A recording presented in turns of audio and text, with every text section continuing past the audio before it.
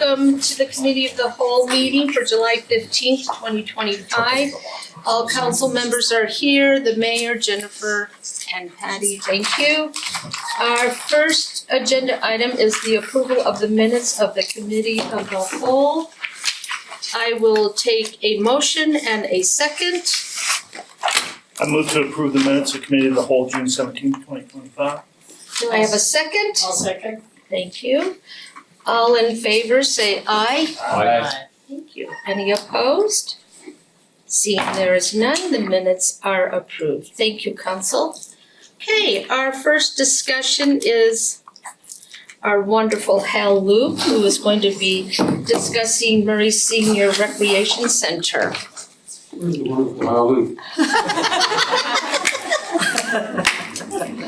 Oh, you sweetheart, you.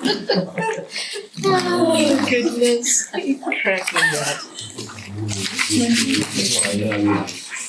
Now you want to share?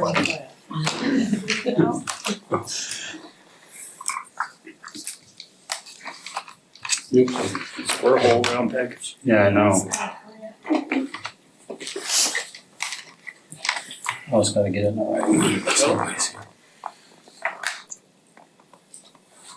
What?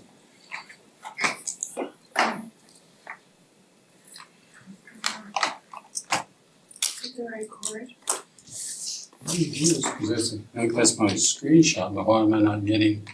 Go to into your, maybe it closed while you're I talking. wonder if it's this one. How?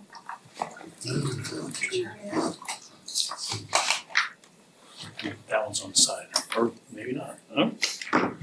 PC laptops is what, I know. IT person. you just gotta do things a little I have an different. IT person. He already comes. There it goes. You got it. Oh. Oh, that one away. That one went I don't know where technology went, chat. There we go. You just have to hold the whole presentation. There's some more cords. Is it not working? It's coming. It's coming. Applications. I don't have patience. There you go. Okay. Confidence for patients.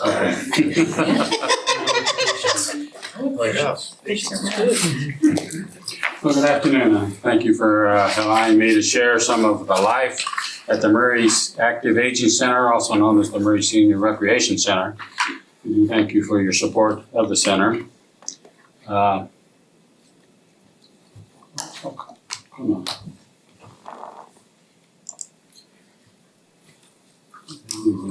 Oh, man. There you go. Okay, thank you, all right. Checks out. Yeah, that was the quickest presentation you've ever had. One of these days I'll get this technology figured out. It'll all change. Then it'll all change. Come on. I've never had it figured out. Too old. Okay, we'll try again. Right, okay. So anyway, try again. Why is it going on? Goes back to the end.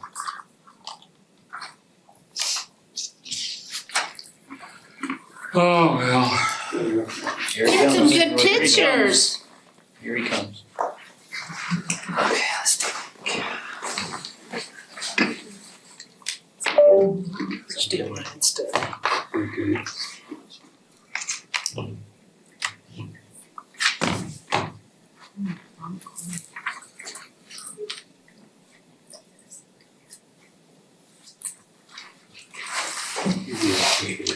Started to the full screen. Is this counting against my notes? You cracked me up. Don't take it the mayor's time. Count again, sorry. I'm with him. We're gonna reduce the mayor's I'm time. with him. These reports are just getting shorter and shorter, so. So you just stay there all day. Sounds better than how. Okay, so Oh my gosh. Okay, don't move. There you go. Well, it goes to it goes right to my last one instead of my, Okay, so I think you're hitting end. Thank you for yours. oh, is that the end instead of page down? Yeah, I guess it is, isn't it? So if you just, Operator error. just hit the. Okay. It happens. Operator. There you go. Okay. Thank you. Anyway. So anyway, on July 4th, we had a entry in the parade as we did last year. And this year we were entry 17. I don't know what we were last year, but that's okay. We used the bus as our float, but we had some simpler decorations than from last year.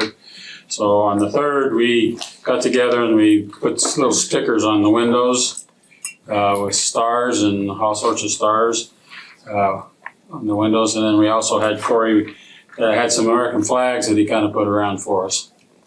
And that was good. So then on the 4th, we some of us met at the Senior Center about 7 o'clock, and Corey drove us to the starting place by Fashion Place Mall. We had a few other seniors that joined us at the mall, and then the parade started about 8:30. That's not the start of the parade though, but that's the next slide. But we had quite a few people there. We had 9 seniors who rode in the bus and 12 who walked beside the bus. Now, beside meaning sometimes we were a little bit ahead, sometimes we were a little bit behind. That's besides the point. That's true. If we were too much ahead, then the horn wiped us out, so, you know. Yes, the horn was loud. Yeah. But since how we didn't have any candy, most people noticed the Draper Minecraft float that was behind us. So They had candy? they had candy, but it was mainly Minecraft. The Oh. little kids just, oh yeah, Sure. yeah. And so, you know, they looked past us, but we still had quite a few people that cheered us on as we went by, so that was good. Who did those shirts? They're darling. Oh my goodness. Corey, Corey, who did those shirts? The shirts? the shirt. them at Creative Graphics. The t-shirts. They were so cute. So that was good. So we had a lot of good time with us old folks. Okay, so that's the parade. Now we'll just change the subject a little bit. Just in case you didn't know or missed it, the Murray Senior Rec Center was in the news.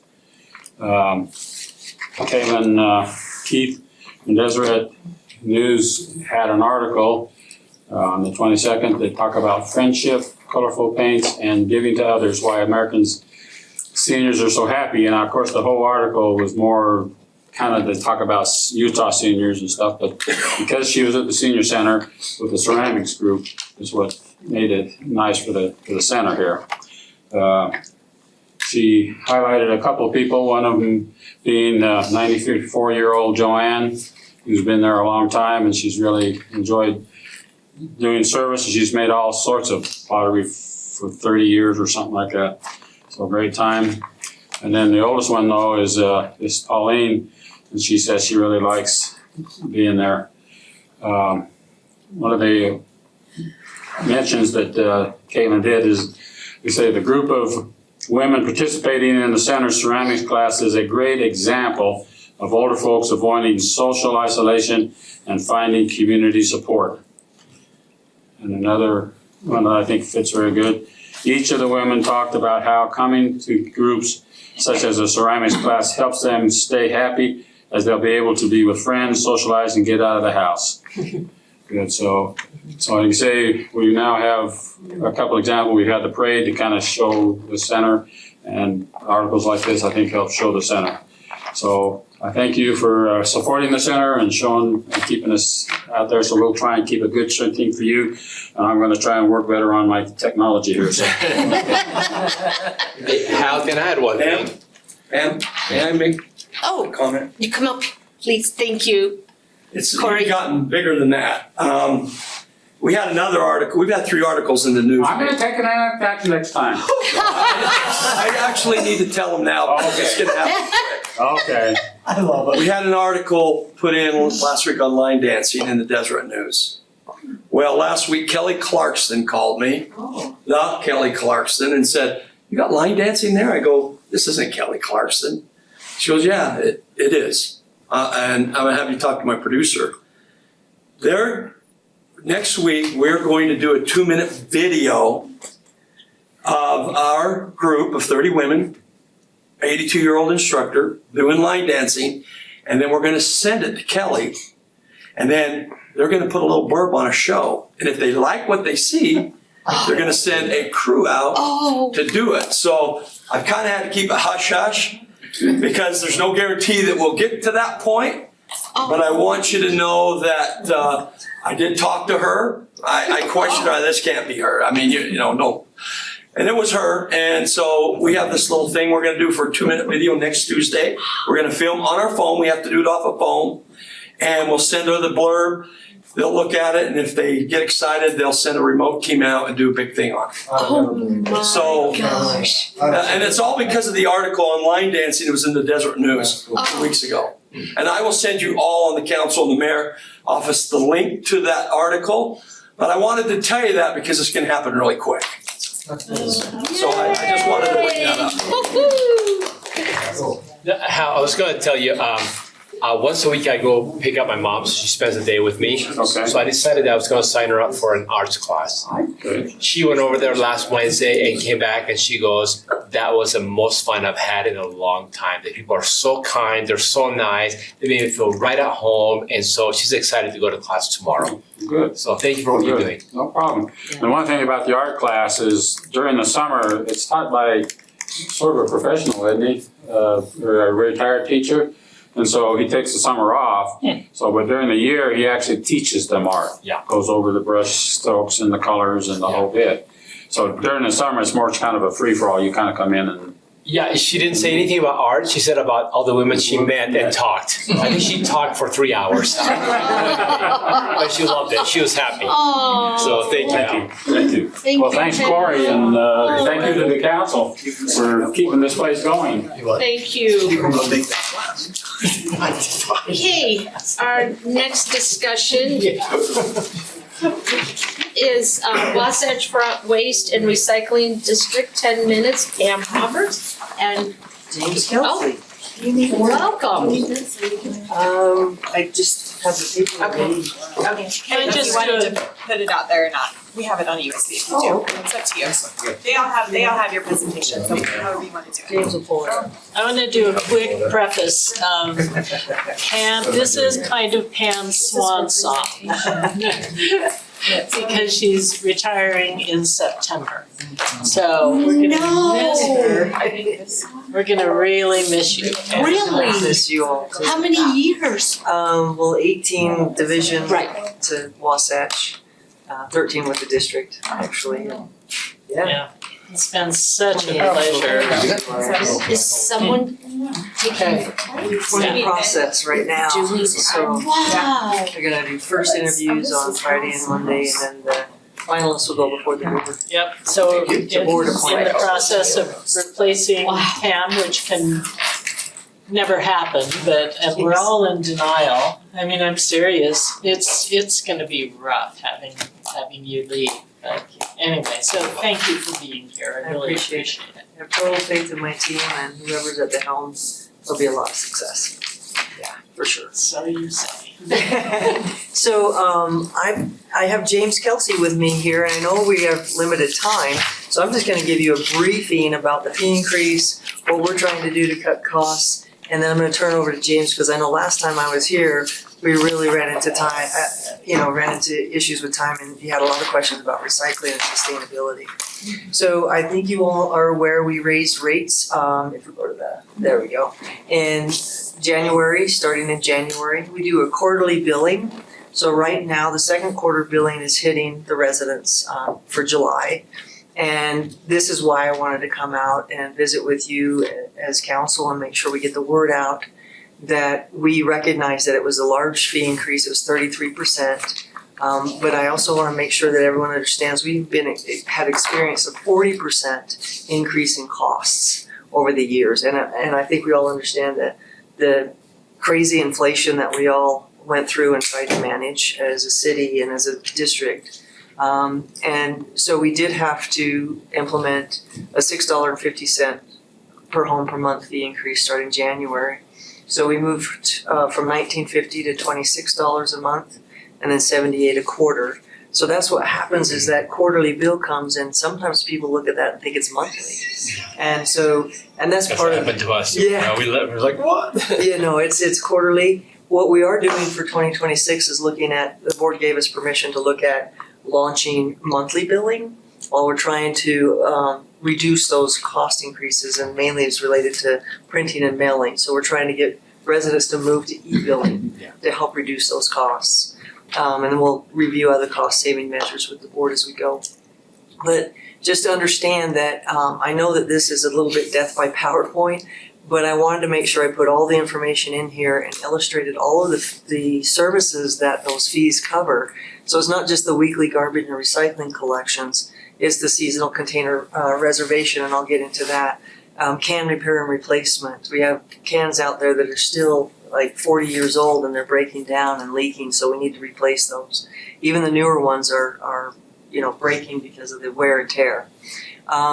We have central glass, central leaf bag, curbside Christmas tree, education and outreach, which James does a lot of, trailer rental at a reduced rate, and landfill vouchers that are, we flip the bill for those. And then one of the things I want to make sure everyone understands, what we do that some of the private haulers do not do is that we have in-house customer service. So if somebody calls up with an issue, they're going to get a live person right there in Midvale in our office, get a service order placed, and we try to make things happen quickly. I think my team does a great job. One of the other reasons why we needed to do a significant fee increase was that we waited 5 years from 2018 to about 2023. Normally our fee increases had been 3 to 4 years. And so we now know it was too long to wait, and we didn't raise it enough in 2023 with only $250. Hindsight, and I apologize that we fell short. So what are we doing to try to make sure that we're reducing costs? Financial stewardship is one of our big goals and performance measures. We made some changes with the leaf bag program, where we're using the containers on a very limited basis. We have residents that will put the bags on the ground, which we're fine with. It actually is a little more cost effective and it reduces workers' comp because we can use a skid steer rather than manual labor to load those into the rear loader. So that does save us on replacement costs, saving $136,000 this year, and then estimated $7,000 going forward. We have what we call go backs. So what does that mean? If we miss a can or a street, we verify that through our customer service. We have dash cams that are on all of our trucks, so they'll look at the camera footage. If we did miss a can, we will go back and get it on our go back day, which for Murray it's Fridays. If we did not miss it, we did a test run and we found that 46% of the people calling, or the claims that we missed them were false.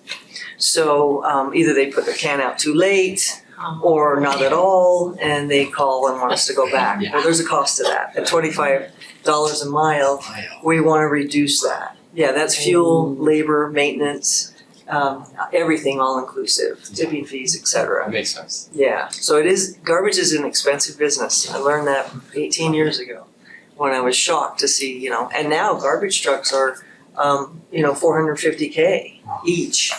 And I'll get into some other measures that we did with purchasing diesel trucks here in just a minute. But anyway, on the go backs, we have saved so far by verifying if we truly missed and we don't go back to do that. We have saved over $47,000. And our goal is to save $150K this year. And we'll continue to do that ongoing. I mentioned the trucks. So a CNG truck, garbage truck, is about $450K each. Our board looked at the differences between CNG and diesel with cost. So this is a strictly financial decision. We have 4 diesels that'll be coming in slowly. It's taken us a year and a half to get these in. We wanted to test diesel to see if they truly are as clean or close to CNG. So we'll test those out this year.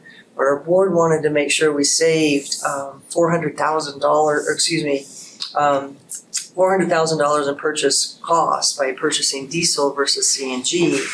And the other thing to note on diesel trucks is they will fetch a higher dollar amount when we go to resell those. right now we have trucks that are sitting and we can't sell them. So we're hoping that the markets will improve for selling those CNG trucks as well. So that saved $400,000, as I mentioned. We made some personnel adjustments.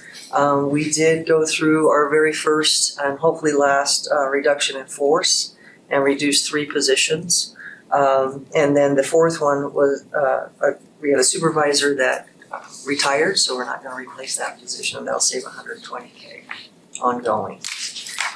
Just quickly, the scrap program. I think you all understand. It's been now 6 years that we've been doing the seasonal container reservation versus the on the street delivery, and you can see by the pictures of the then and now. And so it wasn't just the CDL driver shortage, it was the piles in the street that happened and the scavenging that we just couldn't control. We did the best we could, but to have enough staff to clean up those big piles, it takes about 20 drivers to do that. We're lucky to recruit 10 for the seasonal container reservation program. So that, and I'll show you the cost differences in the next board meeting of if we tried to put it back on the street, it's double the cost basically. So it'd be close to $3 million a year. So anyway, for this year, we were able to deliver and meet 209 requests out of the 330, and we picked up 215 tons. Last year was a little more containers, and I think we probably, when we were in this area, we may have had more drivers. It really does depend on if we can get 10, can we get 9? Right now we have 9, I believe. So, so next year we'll start in Cotwood Heights and rotate clockwise. We started here in Murray this year. So if there's no questions for me, I'll turn it over to James because I want to make sure I leave him enough time. I do have one question about Yes. the go-backs. So, Yeah. So when you're kind of pulling that apart as far as why it's a go-back, you know, whether it's actual true go-back, do you ever find that, I'm wondering if maybe more standard times for pickup would maybe eliminate some of those? Because I've noticed in my neighborhood, sometimes green garbage can picks up at 7 a.m., sometimes at 2 p.m. Mhm. And then the brown can, sometimes he's there at 6 a.m. and then sometimes at 2 p.m. So a little easier for people to plan if they kind of know when that guy's going to be coming around. I mean, is that something you guys are working on? Because I understand drivers, you know, you have to switch drivers around. They have different schedules, different routes, everything like that. But is it something you guys have kind of thought about, or? To be honest, we think about it, but to make it happen would be really challenging. So we tell people, make sure you get your can out by 7 a.m. Okay. on collection day. Most people put it out the night before, but Right. sometimes they forget or whatnot. So Yeah. hear you, totally understand and respect that. But to make that happen logistically, Okay. it's, So there aren't like set routes for these drivers? they're set routes, but the drivers can rotate. And depending on how many drivers we have as well. So they might have to jump over and, So what route A doesn't necessarily equate to the same for driver 1 and driver 2. They end up doing it different ways? it could be. Yeah, could be. Okay. I would think, I mean, like big companies like UPS and stuff, they really pull apart their routes, like no left-hand turns, they don't go down certain streets. I mean, they have a set route that they do, and that's why UPS is really good at what they do. Mhm. I'm just wondering if something like that can be kind of looked at where a set route is, I mean, I'm not trying to tell you your business or whatever, but just trying to make it easier for the residents and kind of planning, you know, because not all of us like to have our trash set out all night. Yeah. Due to critters or whatever. But Totally hear you. So we are looking into some technology for routing, and we're gonna run some tests. okay, And it might help that. We don't Okay. know for sure because it's something new for us to try for routing okay, purposes. so you don't have a routing program? Really? We have what we call an efficiency incentive for our drivers. Oh. So they're basically salaried and they Okay. get paid 40 hours a week if they work 35 because they're so efficient. So there's that incentive. But this will be our first rollout because it can be expensive. So we're Oh, trying to yeah, find sure, really but I mean, cheap ways to do it. the fuel you're gonna save, the wear and tear on the equipment is gonna be huge. I mean, that's why big successful companies do it, so. Yeah, All right. and that's why they're Okay, that's all I wanted. expensive. Okay, anyway, James, take it please. All right. Okay. Sorry I took up all their time. No, that's okay. Okay, I'll try and go through this relatively quickly without. I'll give up my time and we can just have 3 more minutes? mine next time. You can have 5 more minutes. Sweet. Thanks for having me today. I'm James. I'm the sustainability coordinator with Wasatch Front Waste. I've been with the organization for about 10 years and moved my way through multiple positions. Today, I'm basically going to go over some year-end statistics for Murray, as well as year-to-date statistics as far as sustainability programs that we offer to Murray. I'm going to begin with landfill diversion. It's basically an overview of how successful our sustainability efforts are. But you can see in 2024, we had a diversion rate of 31% with a district goal of 18%. Now, I want to put an asterisk on that. What is landfill diversion? Yeah. Sure. So landfill diversion is basically just all the waste that's collected. How much of that are we diverting from the landfill into sustainable options, such as recycling programs, green waste programs, Okay. those types of things. That's a good thing. Yes, it's a good Okay. thing. Yeah. Doesn't sound like it. High number back there. High number is good. Yeah. From January to end of May 2025, we're sitting at 23% diversion rate, which you guys will notice is much lower than the 31%. I just want to let you know that is due to tracking with the transfer station. They were allocating some of the tonnages to Holiday because we have some routes that overlap, both Murray and Holiday. So we've cleaned up that information. We're down to 23%, which is more standard from all of our other municipalities that we serve. So of that 23%, looking at Murray's share of the system-wide efforts, we serve 2,865 total residencies here in Murray, which makes up 3.32% of our district customers. And of that, in 2024, we collected 1,727.22 tons of refuse. Again, pulling from that 31% diversion rate. If we look down at 2025 year to date, you can see we're up to 1,342.24. Obviously, it's much more than half. That shows the discrepancy in those tracking. So moving forward, we'll have that cleared up. Recycle tonnage, however, is accurate. We do not have that issue because that is through a separate entity. 2024, we collected 580.70 tons of recycled material. Year to date, we're at 330.43. That's represented with, I don't know why this showed blue, but it's the light blue, the 3.02% on the donut chart. Green waste, 2024 was 176.18 tons, and 2025 we're sitting at 60.35. That's collected from 319 subscribers for our green waste program. And in 2024, green waste from Murray was 2.74% of total green waste tonnage. And then finally, we have glass recycling. Glass recycling in 2024, we collected 13.04 tons from curbside collection.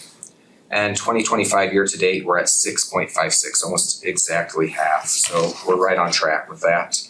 And that's through 106 subscribers and represents 4.66% of total tons through the district. So we're high on most categories except for green waste where we're low. Exactly. So, yep, that was the idea with that, is just to show with industry standard, or with if we average this across all of our districts or all of our municipalities, it shows where we're performing well and where we can make some improvements. So yes, green waste is the slight improvement, but we're really not far off either. So looking at recycle quality, recycle quality directly impacts our processing costs for recycling. So looking at this bar chart here, we have Murray's clean recycle rate, meaning recyclables clean or free from contamination.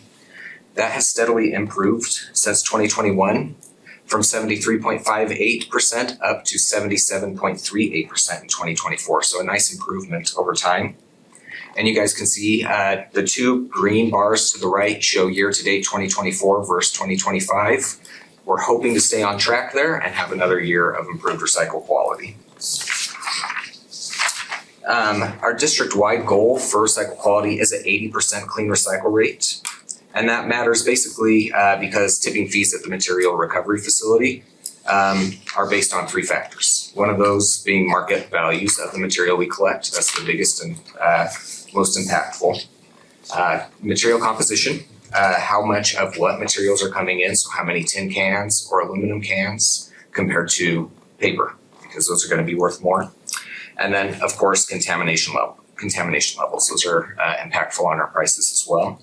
So we can't control the first 2, but we can impact contamination levels, and that's where we're putting a lot of effort in. We're doing education outreach through community schools, community events.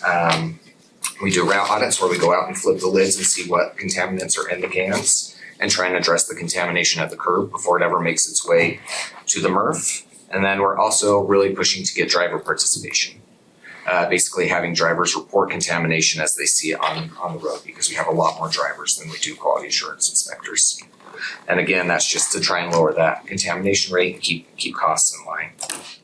So in 2024, we had only 24 driver contamination reports for Murray at 1.79% for the district total. And in 2025, we're up to 25 reports. So not a huge increase, but 100% increase about if we stay on track. But it seems small when we're only looking at 25 reports total. So in total, basically just cleaner bins mean lower contamination rates. Lower contamination rates keep our prices down. So any questions on that before I explain how we track this data? I was under the impression that if there's one contaminant, the whole truck is.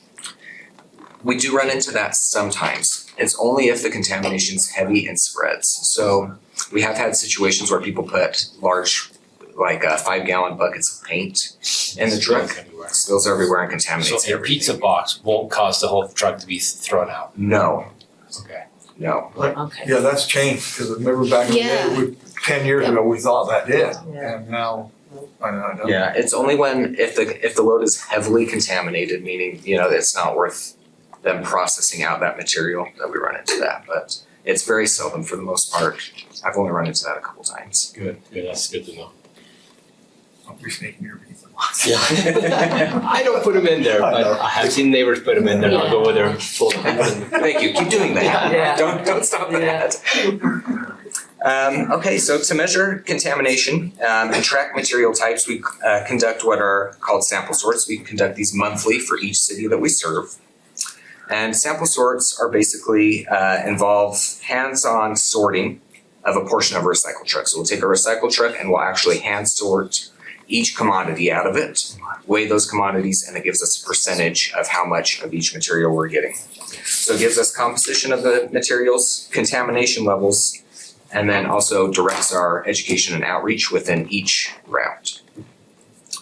So the table below shows the amount of each accepted material collected through the single stream recycling program and the estimates that we came up with through sample sorts through the entire year. So I'll just go through these real quick. OCC, meaning cardboard, was 53.41%. Mixed paper, any office paper or printer paper, was 10.77%. But not shredded. But not shredded, correct. They can't capture that, excellent. HDPE natural, which is a clear number 2 bottle or jug, was 3.21%. Color, HDPE color is the same material, just colored and represented with the 2 and the chasing arrows, was 2.4%. PET or drink bottles was 1.85%. Aluminum, which means aluminum cans, that is a tin can. You guys know what aluminum cans are. Yeah, we're running out of time. Here we go, one over here. At least you didn't bring out a PBR can. Tin. Mixed plastics are any jars, tubs, or clamshells, and then contamination. And clamshells are recyclable. Yes. Okay, that's always controversial. Yeah. So, Well, thank you so much for your report. You're welcome. Thank you. yeah, thanks. No questions? No, James? we're out of time. We're out of time, so. Okay. We need to give Question them more too much. time next year. Yeah. Wouldn't be too much, the education stuff that you do, Can you send me, or whoever wants it, I would like to help you educate people. Sure, absolutely. So yeah, if you can send that to me, that would be Awesome. I'd be happy to. okay, thanks. Thank you. And Wolford covers the east side of Murray. Right. Yes, thank you for Just clarifying. Nice. Pretty much the same thing. Really, I don't know. I don't Okay, know the base, Do we wanna have Well, Diane? She's gonna skip where she's. Okay, so then we're on Trans Jordan landfill with Russ. Thank you. Heckala. Hello. This will be 40 minutes? 20. Oh. I'm gonna sit up here and debug everything he just said. No, I won't do that. Yeah. All right, well, thanks for having me. You're welcome. Just an update on Trans Jordan. So as far as budget goes, the operating expenses are gonna increase like 16.5%. That's based on 9 new employees for the new transfer station that's gonna open in September 1st, so. But other than that, we're right on line, right on target for everything else. We knew this was coming, we knew it was, we still have to buy equipment, that's been in the budget from before, pushers and we got haul trucks that we're hauling from the transfer station to landfill until it's full, another 8-9 years, so there's cost there, so, but, one of the things I thought you guys might wanna know, so employees are gonna get a 2.5% COLA and a 3.5% merit. That's what the board decided on, so. And then just one thing, Murray's tonnages they have been down from the previous year, about 4.2% at the landfill, so that's come down good, which is good. I think it's just maybe aging population, not as many kids. Apartments, right? We got lots of them coming in where that's commercial haul and we don't pick that stuff up, so. And we're not expanding in housing, single family, so I think that contributes to that. As you get older, there's only 2 people in your house, it's less trash, right? Well, that's safe for me, right? Yeah. So. Yep. And then, so the big thing is the transfer station. You guys should receive, an RSVP, everyone, the mayor's office also, for the 24th for a dinner and open house for VIP. It's Sunday at 4 p.m. That doesn't sound the best for some people, but that's when they can do it, and that's when we're gonna do it. But there'll also be another ribbon cutting and open house Wednesday, the 27th at 11 to 1. If you couldn't make that, and you guys want to do a tour and you want to see the new facility. That's August? Yeah, no, it's August 27th. Yeah. So we're supposed to start our first load of trash September 1st. And I'm gonna start with Mid-Bell. They're gonna bring all theirs in first, see how it goes, get training going, get things moving right. And this will be nice for our residents because there'll be no commercial hauling on weekends, Saturdays when they're open. There'll be lanes open up for pickups, cleaning your yard or getting rid of whatever you need to, so it'll be a nice facility for all of Murray and all this east side, not have to It'll go be so close. all the way out there, so. Yeah. But that's the big news, and you have any questions? But yeah, if you wanna go, just make sure you RSVP, and, Have we gotten that? no, you haven't gotten it yet. Oh, okay. It's coming, Just letting us know. yeah, so. And that's what it is, but if you don't wanna go to that on a Sunday at 4 for dinner, My wife would love to go. okay? Yeah, me too, I don't have to cook. Okay, any questions? Thanks, Russ. Okay, I didn't debunk you guys. No, thanks, Russ, appreciate that, man. Okay, we are on to NeighborWorks and Murray Chamber of Commerce and Elvon. Hello, Elvon, How are you? good. I'll try to get through this pretty quickly. You've got a Dell. I'm like, well, that can work. So I'll get through both of these organizations. Hopefully, you feel pretty well connected with them, and so we won't need too many updates. So starting with NeighborWorks Salt Lake. You know our partnership has been long lasting with them since back in 2010. Recent updates, they have a new CEO named Bryce Garner, in last month's RDA meeting, we went over these amounts of the last fiscal year's contribution to their programs, specifically down payment assistance, home improvement. The RDA did allocate $400,000 for this fiscal year 2025-2026. And so they're excited to utilize those funds. Other programs they have, they're having their 40th annual Paint Your Heart Out event. The nomination deadline for homes is this week. And then the event date will be August 15th. And that's for homes that are in Murray City, in need of exterior painting, that are low income, elderly, disabled, or otherwise in need of assistance. And then they're also recruiting for their next CareerWorks CNA cohort. So CareerWorks provides training on several different medical specialties and also interpreting. And it's a $100 fee, and then the rest of that training is paid for. And so that's a really valuable way for people to upskill and get into the field. Drip Lane update. Starting with the first 3 homes, the foundations are complete. So footing and foundations are in. And then the contractor has been now working on framing. And so great progress there. How much are they gonna cost? They're gonna be at market value.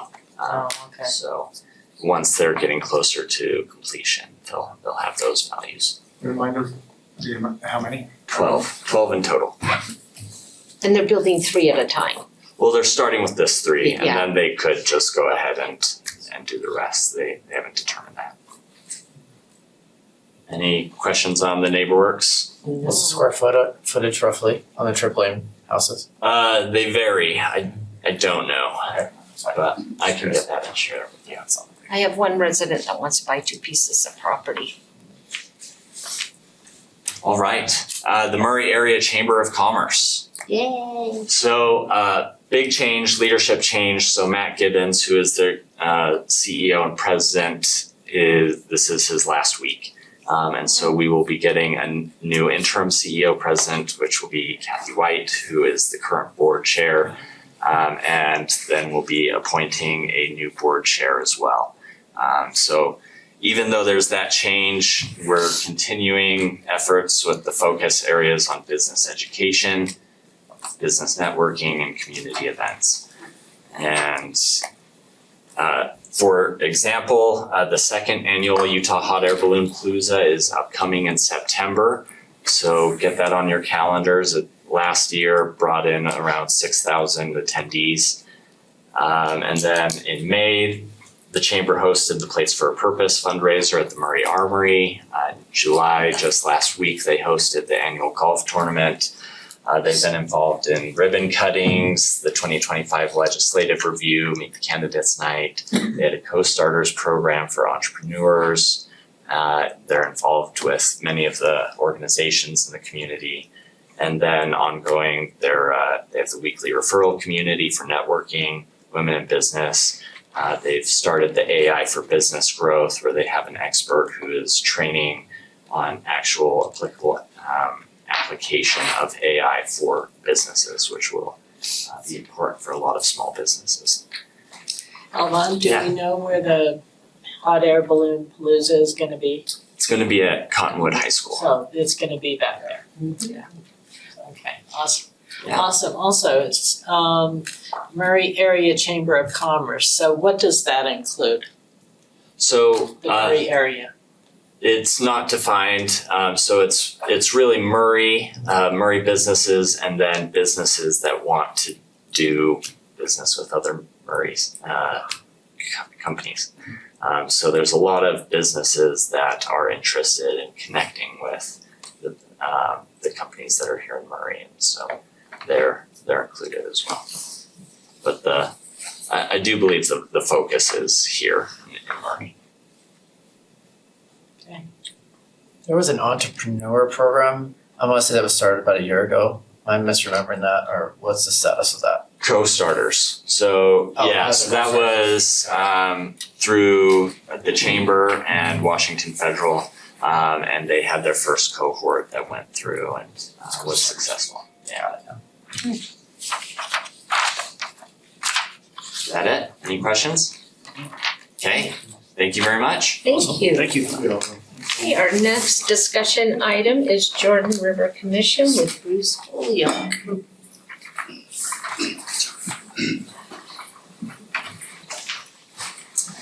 See ya. Afternoon. Hi, Bruce. Hi, how's everybody tonight?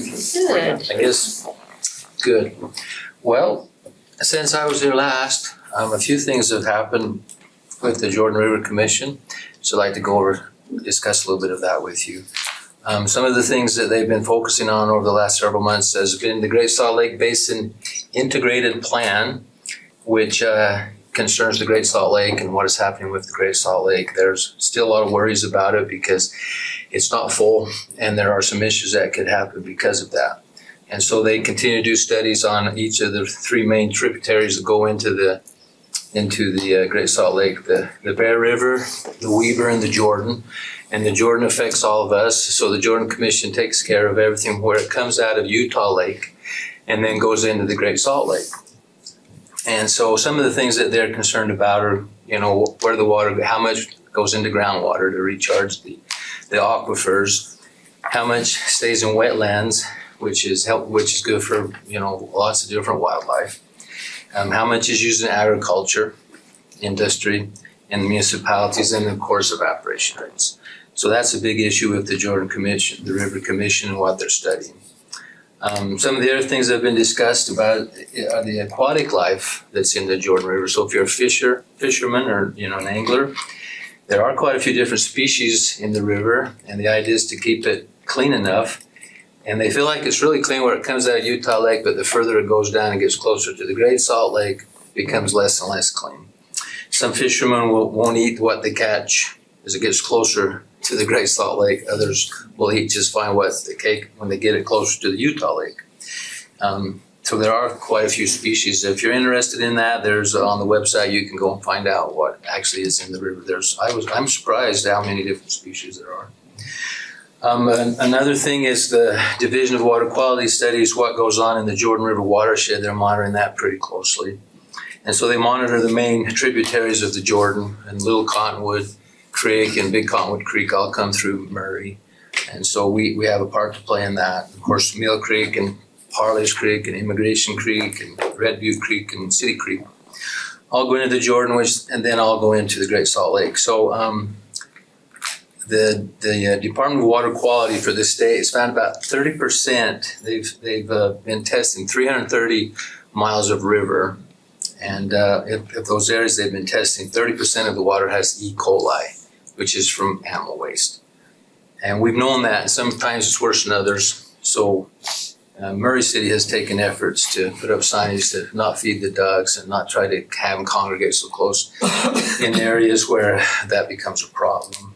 And then there are also other contaminants, copper being one of the main pollutants that they've found. So there's that issue. Then also, the Salt Lake County's talked a lot about making the river safer by having more boat launches and having portages where people can get out of the river if they come to an area that's hazardous. We have a portage here in Murray, which is right by the public services area. So you can get out of the river there for a hazardous area that is in there. Where's that, Bruce? What's that? I don't know where that is. So you know where our streets, Public Works is, over on 5th West and right by 40. And 47. Yeah, in that area. Yeah. There's a portage right behind there, like where the salt bin is. Yeah. You've noticed that big dome? Yeah. Right there's a portage to get out. So that's an important thing. And then, of course, one of the things that they do every year is the Get to the River Festival, which is coming up in September. And our activity will be September 20th at Germania Park. We're doing chalk art again, and we'll have other activities. It'll start at 8 a.m., go till 3 p.m. And if you want any more information on Get to the River Festival, you can go on Jordan River Commission / get to the River Festival, and it will tell you what's going on up and down the whole corridor and all the activities that other cities are having if you're interested in doing any of that. So there's a great concern that the river works well. We need water, and we need the Great Salt Lake for what it does for us with the effect, the winter effect we get from that. So that's our report for the Jordan River Commission. Thank you. Any questions? Thank you. Quick question. I couldn't find it anywhere on your website, but do you guys have anything to do with canals that come out of the Jordan River? Do we? Well, not necessarily. It's just what's in the Jordan. Right. But there are plenty of canals used for that were used for industrial agriculture that come out of the Jordan in Right. various places. You guys don't have anything. We don't deal with the canals; those are usually private. Okay. Just wondering. Thank you. Thanks. Hey, thanks, Bruce. Okay, Central Valley Water, Ben Ford.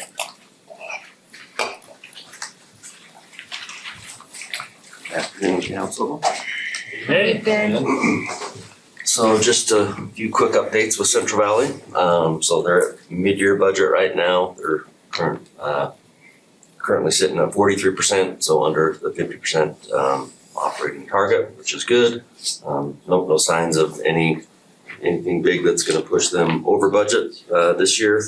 They're starting the budget process for the 26 budget. That'll come to the board in the September board meeting and final approval in October. Couple highlights. So the big projects to meet the new discharge limits are coming to an end. A lot of the major projects will be wrapped up later this year and early 2026. So one of the big ones that they've kind of been waiting on, the side stream nitrogen project. They've been waiting on a transformer for 2.5 years to complete this project. That's finally supposed to be here this next month, and that will be completed.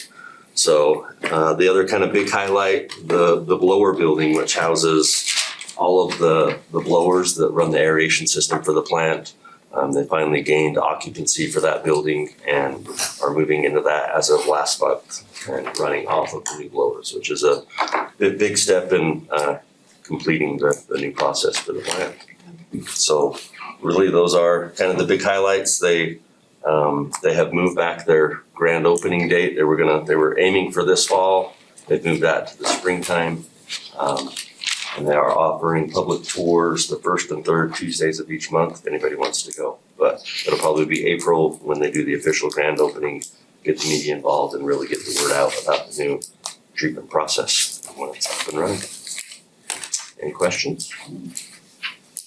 No, Okay, we don't have any questions, no? appreciate it. Thank you, Ben. Okay, we are on our last discussion item, discussion on a resolution declaring the property located at approximately 440 West Jensen Lane as surplus, approving the conveyance of said property for less than appraised value based on findings pursuant to section 10-8-2 of the Utah Code, an ordinance adopting the transfer of monies from enterprise funds to other city funds. Chad Wilkinson and Noel Montero. Thank you very much. We're gonna jump right in. Okay. We've done one of these 1082 analysis before, just recently for block one. This is the same type of a discussion. In this case though, we're talking about 440 Jensen. You go to that property really quick. I'll come back to this in just a minute. Here's the land at 440 West Jensen Lane. This property was purchased by the Stormwater Enterprise Fund for the purpose of building a stormwater detention facility. That detention facility is only on the west, maybe third of that property. So the rest of that property outlined there in orange was available for surplusing and for some other use. So why are we here having this conversation? Well, we are proposing as part of a transaction for another property to surplus this property. We'd like to have the council make that finding that this is eligible for a surplus and conveyance at less than appraised value. The reason is we have another property located at 120 East Vine Street. This is kind of the last piece of the puzzle to acquire properties right to the east or behind the Murray Theater in order to create some additional public parking that can be used to support that Murray Theater, that great project that's just nearing completion. You can see this property's right there in that green. This is sandwiched between two properties that we already own.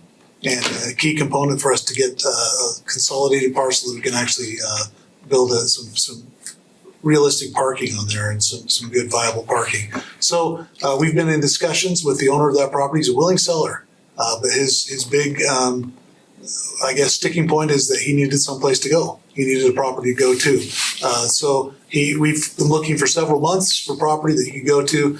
The similarly situated properties were running about between $1.1 and $1.7 million, and we didn't feel comfortable as staff in paying that much. That's an inflated price based on some really crazy market conditions that really just applied to these small kind of industrial type properties. So we went to the, I guess, other options, tried to see if there are other options we could do to try to be creative about this, think outside the box.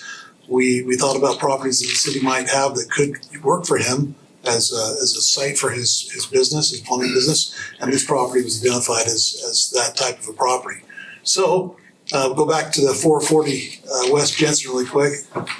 This property, if you'll go back to that orange outline real quick, that is the property that we have available. The building that's on the property now will have to be removed as part of the stormwater detention facility, and this property will be serving the purpose that it was purchased for. This truly is just surplus property that's available for this conveyance. What this would allow us to do is to purchase the other property at 120 East Vine for less than the similarly situated properties, much less than $1.2 million. We have proposed to the property owner $600,000 as a purchase price, plus the conveyance of this property that they could then use to construct a new building for their business for the Speedy Plumbing. There's one other component of that which we would have had to demolish the building anyway, but we've agreed to demolish that within a certain time frame so that he can get in there and begin building, so he can replace, or so he can relocate to this location. I've cut my presentation down by quite a bit. I'm happy to try to answer any questions. I've never heard that ever. Happy to answer any questions you may have about this. This is the Utah code, and this is why we're here. I will say that we have been in negotiation with the property owner, and they have agreed to these terms subject to, of course, the council approving the 1082 analysis, and one other component, which is the transfer of this property from the Stormwater Enterprise Fund to the Capital Improvements Program Fund. And we've got Emily Martin here from our Finance Department if you have questions specifically about that transfer. It seems like you outlined perfectly how it benefits the city. Yeah. And how it ends up being a win-win situation Yeah. for both of us. So I thank you. Yeah, how about the tenant or the guy that's agreeing to move? So he's paying for the new construction of his building, correct? That's right. Okay. And he's got all that work. So he'd use the proceeds from this sale to build that new building. All right. Yep. And we're tearing down the old one. We'll turn down the old We're one. tearing down the old one, we'll demolish the building at West Jensen and the one on 120 East Line. And then the 600,000, that's coming from general fund, or is that coming from RDA funds? It will not be RDA. Yeah, the Murray Theater was purchased with general funds, so that's, we want to keep that in the same bucket. And there's parking for the theater now. Right, that's how much I love parking. For the theater, yes. And as far as next steps go, it would require a public notice, and then the public hearing, obviously as part of the 1082 and the transfer of the enterprise fund. And then it's the city council determination. Any questions? No. Very. Makes sense? Okay. Sure does. Okay, I'm just gonna turn some time over to Jennifer for a quick second. So real quick, you guys are wanting to have a Thank you, workshop. Jen, And so I thought that while we are all here around the table with the mayor's office, we could get a date for that set before the next meeting. It's not gonna take a We while. got 90 seconds. Wow, okay. That's real sorry. I'm thinking, and you guys tell me, I'm looking at the week of July 28th. Works for me. Works for me. So I need you guys to tell me what date works for you. That works for me. So I will say, there is if we wanna have it in Poplar, which I really do wanna have it in this room because it is a public meeting. Yeah. Tuesday and Wednesday are out because HR is using this for something. But we could do Monday, Tuesday, or Friday of that week. I'm sorry, Monday, Thursday, or Friday. Monday looks Monday's good. good. Monday's good. Monday's good for me too. So you have Woodford on Monday, Diane, so we would have to have it in the afternoon, like starting around 1-ish. Does that work for everybody if we had an afternoon workshop? Yeah, that's fine. Okay, all right. If you guys have anything you wanna talk about, please get with me this week. I've got a few items already.